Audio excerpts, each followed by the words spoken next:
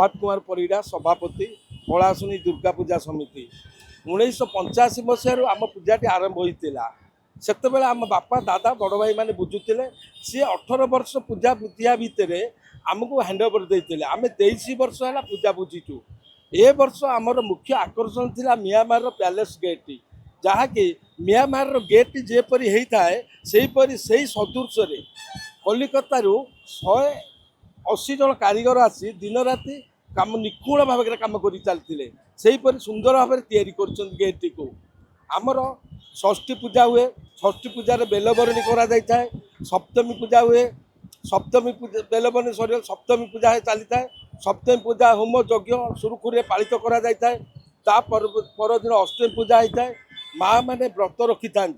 माँ मानकर सुरक्षा लगी आम भलेंटियर भाई मैंने पुलिस आरक्षक 2 जन महिला पुलिस था आमर सुरक्षा कारण अत्यधिक महिला आमर व्रत रखी था आखपाख एरिया आसी था किपर सुरक्षा सहित पूजाटी को सुरुखुरी सारिकी जी से दिगरे आमर तत्पर थाऊ सुरक्षा दबा लगी से सीसी कैमेरा प्राय थाए 40-50 टी सीसी कैमेरा लगा जाए से सुरक्षा जो मैंने अकर्मण्य लोक से आम ये रिक्शा व्हील चेयर कर सुरक्षार आसी केमती पूजाटी अनुभव करें माँ का आशीर्वाद पाइबार लगी नवमी पूजा होता है नवमी पूजा आमर अष्टमी पूजार मेलोडी भी थाए मेलोडी थाए अष्टमी पूजार नवमी पूजार मेलोडी थाए नवमी पूजा करा जाता है दशमी पूजा पर आम भसानी उत्सव पालन करता मु रमेश साहू उपसभापति पलाशुनी दुर्गा पूजा समिति सर्वप्रथमे मुशार जनसाधारण को आम सभापति आम अनुष्ठान तरफ दशहरा कन्ग्राचुलेसन जो हार्दिक अभिनंदन जनाऊँ पलाशुनी है भुवनेश्वर मुख्य शाला एटी यार उन्नति है जरा भुवनेश्वर उन्नति हो जो पर्यटक टी आसती दर्शक आसती से प्रथमे माँ को दर्शन करती पलाशुनी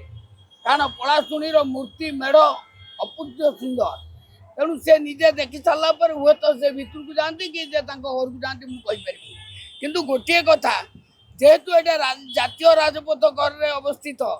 तेणु आमर 100 भलेंटियर्स अच्छा जो मैंने पुलिस मान सहित सहयोग कर